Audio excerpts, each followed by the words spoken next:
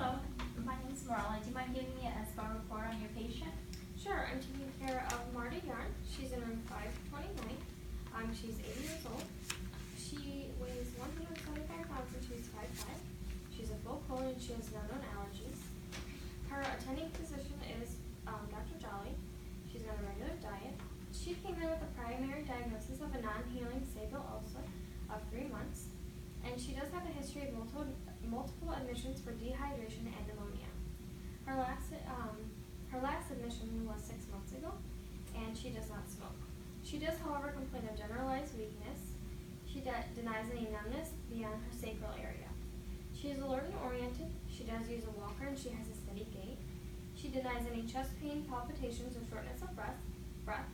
She is hard of hearing. Her lungs are clear, and you can hear heart sounds normal, S1 and S2.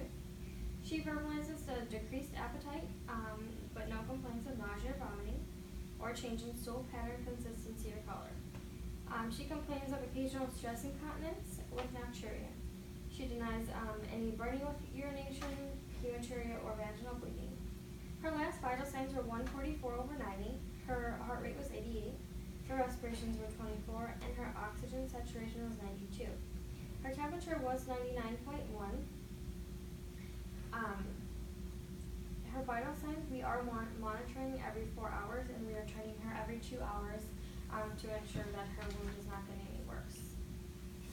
Because of her temperature, she will be receiving normal saline with potassium chloride because her potassium was low. And she will also be receiving gentamicin IV piggyback because she had a culture that was done, and it showed that it was positive for E. coli and it was sensitive to gentamicin. Okay. Why specifically is this client receiving this medication?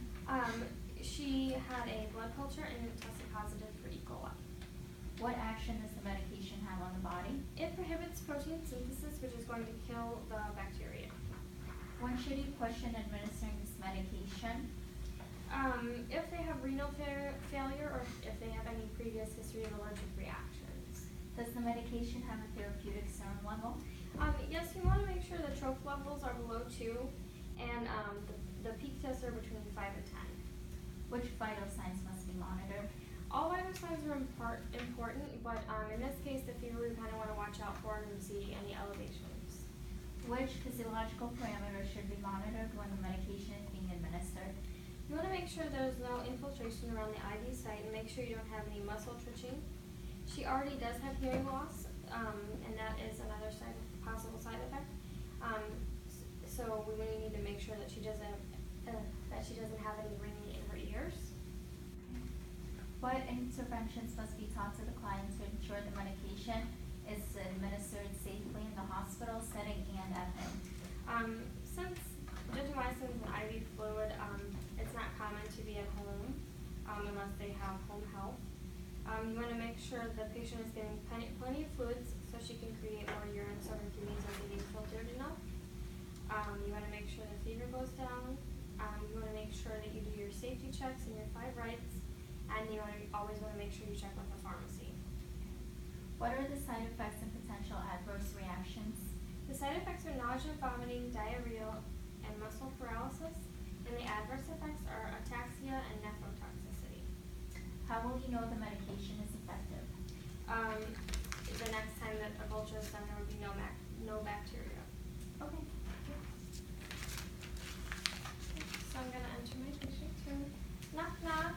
Hi, I'm Tony. I'm going to be your nurse today. Can you go ahead and tell me your name and your date of birth? Marta Yarn, 80 years old. Okay. I'm not going to go ahead and check with them more.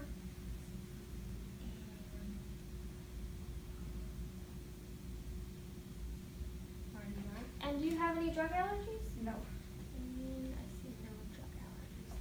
Perfect. Okay, well, the doctor did order some IV antibiotics because of the blood culture you had that showed E. coli. You do have the right to refuse the medication, but if you are okay with it, we'd like to go ahead and start the antibiotics. Would that be okay? Yes, ma'am. Okay. I'm going to go get the antibiotics and then I'll be back.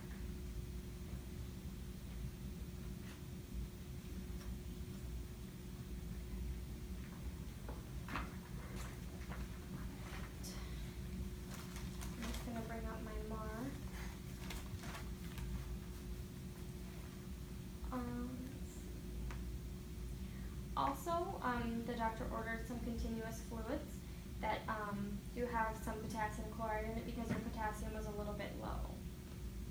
Okay. Okay, so I'm going to go ahead and check my expiration date on each of the medications. Expiration date's good, the clarity's clear, not cloudy. Expiration date's good on this one.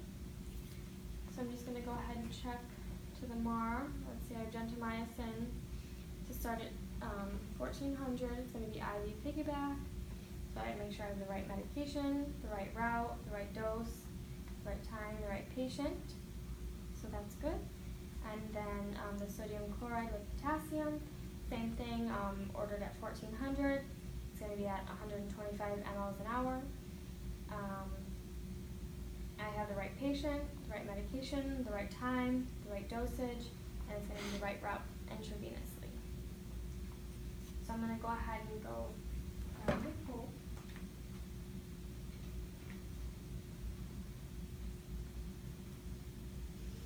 I know that I'm going to be hanging this IV piggyback, so I'm just going to go ahead and put that one lower. I'm going to provide some hand hygiene. And put on some gloves.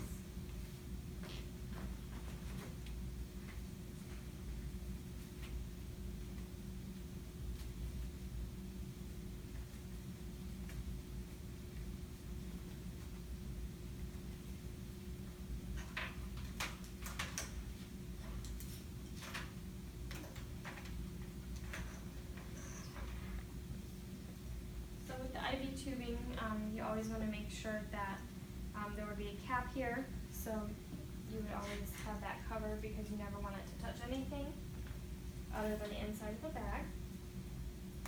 And when you're putting it into the bag, you want to make sure that it's clamped so that it doesn't start running.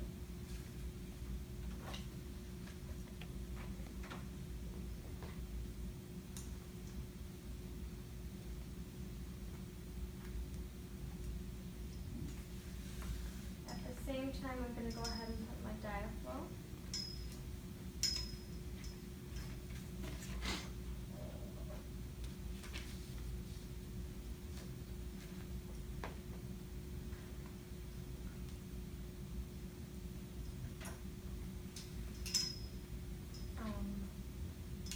Now that I have that, I just want to go ahead and make sure that I verify with pharmacy.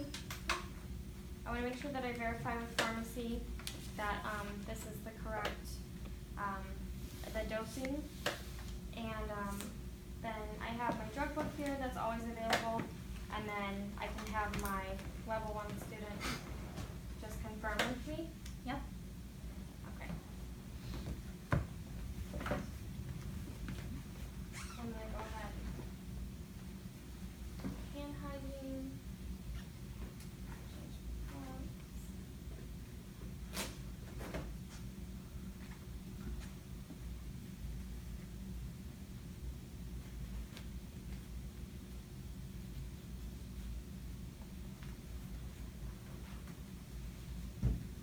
Now, I just want to go ahead and make sure that I have the green light for my sodium chloride. So again, I'm just going to go ahead and make sure that I have the right medication, which is sodium chloride with potassium, 20 MEQs. I have the right time, the right dosage, the right route, and again, I have the right patient. Can you tell me your name and your date of Marta birth? Yarn, 80 years old, and no allergies. No allergies, okay. So I'm going to go ahead and click on here. And I'm going to go ahead and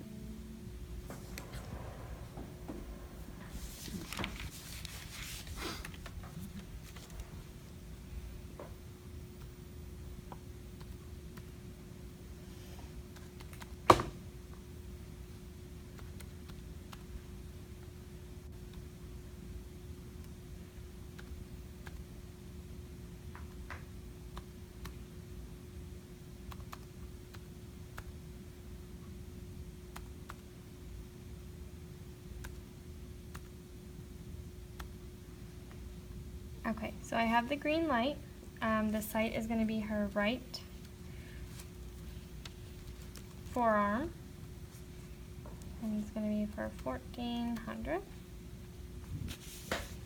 Okay, so now that I have the green light, I'm going to go ahead and prime my wound.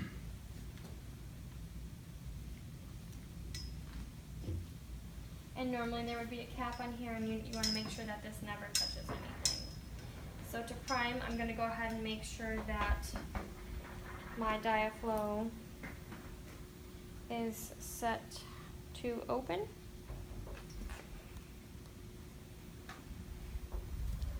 And then I can unclamp.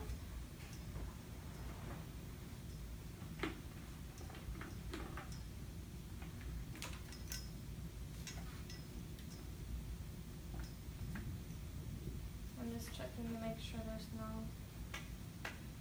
air bubbles.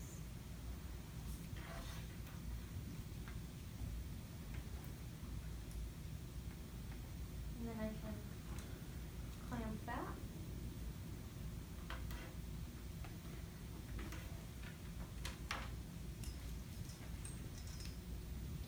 And then I'm going to go ahead and clean and flush the patient's IV. Okay, can you go ahead and tell me your name and your date of birth one more time? Marta Yarn, 80 years old. Okay. I'm going to go ahead and flush your IV site to make sure it's working. If at any time it starts to hurt you, if you feel any warmth or any pain, just let me know, okay? Okay. So I'm going to go ahead and I would clean around the hub for 15 seconds. And then I would go ahead and flush.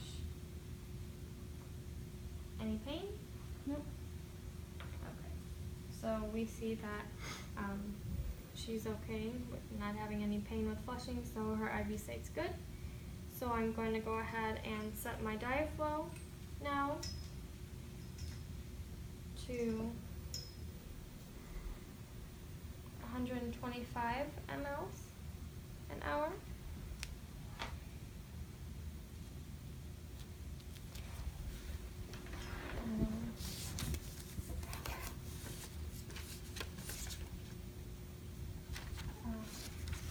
I'm going to make sure that my label is on my bag, on my line, so that way I know, and it'll have the date of today's date, my initials, and then it says on there when it needs to be changed. So after that, I'm going to go ahead and use an alcohol swab, and I'm going to clean the patient's hub one more time for 15 seconds. And then I'm going to go ahead and attach it. And when I attach it, I'm going to make sure that it's unclamped.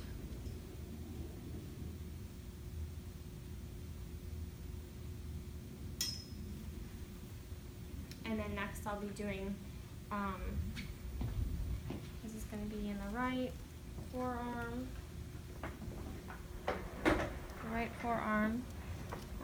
At 125 an hour. Patient tolerated well with no pain. And then I'll just go ahead and initial that. And then next I will do my antibiotic. I'm just going to check again, make sure I have the right medication, the right dosage, the right route, the right patient at the right time. Everything checks out. So I'm going to go ahead and put it in for the green light. Make sure that I can give it to the patient.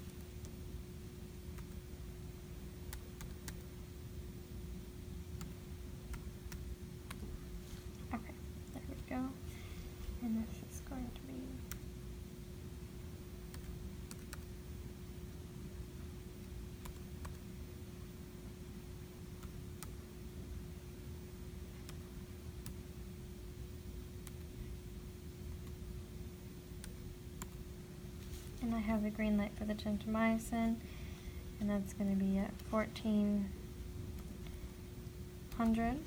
And it's also going to be giving on the right forearm piggyback IV at 100 ml an hour.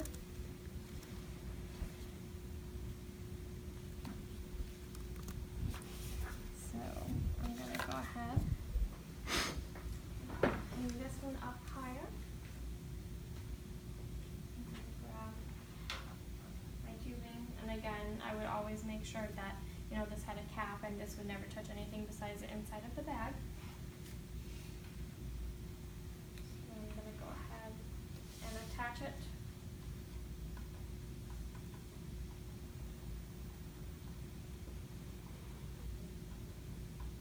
Make sure that it's clamped.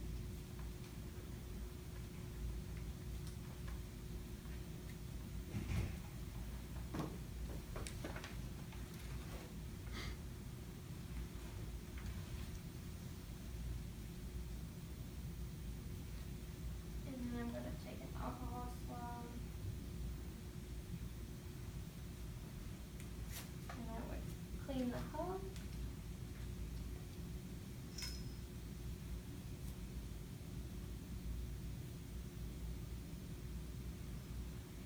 And again, to make sure before I give the patient the medication, I would do my 5 rights, and I would check it with the MAR to make sure. Sorry. To make sure I have the right medication, and with the MAR, I have the right medication, I have the right patient, I have the right dose, the right route, and the right time. Can you go ahead and tell me your name and your date of birth again? Yarn Marta, and 80 years old. Okay, perfect.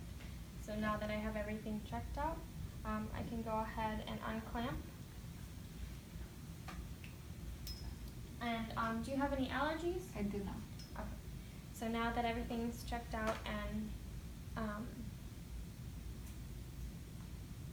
everything's checked out and I have the green light, I'm going to go ahead and backwash. So I will raise it lower than that, and I'm going to unclamp it and make sure the water the fluid comes through. And once it does that, now I can open my diaphragm, and I can have that set at 100 mLs an hour.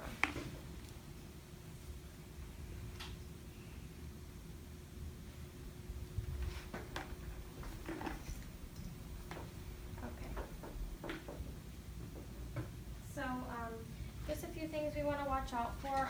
Any signs of allergic reaction, we want to make sure if you start feeling sweaty, or if you feel like dizziness or lightheadedness, or if you start feeling anything in your mouth, we want to look for signs of that.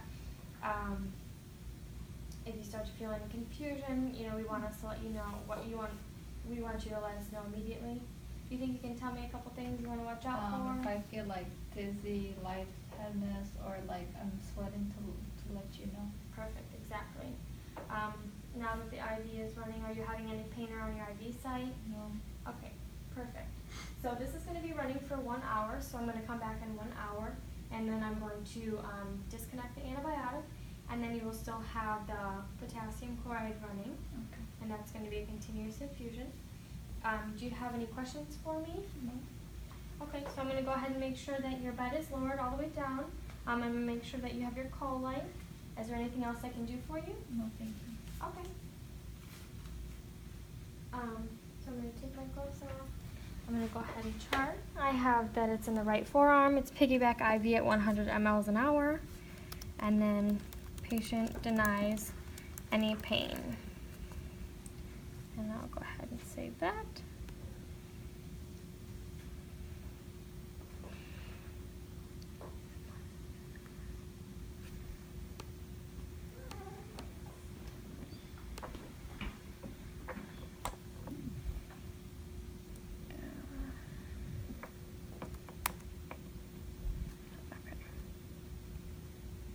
Okay, perfect. And then leave the room, I'm just gonna perform hand hygiene again, and again, her bed's lower to a little setting, and she has her call light. Thank you.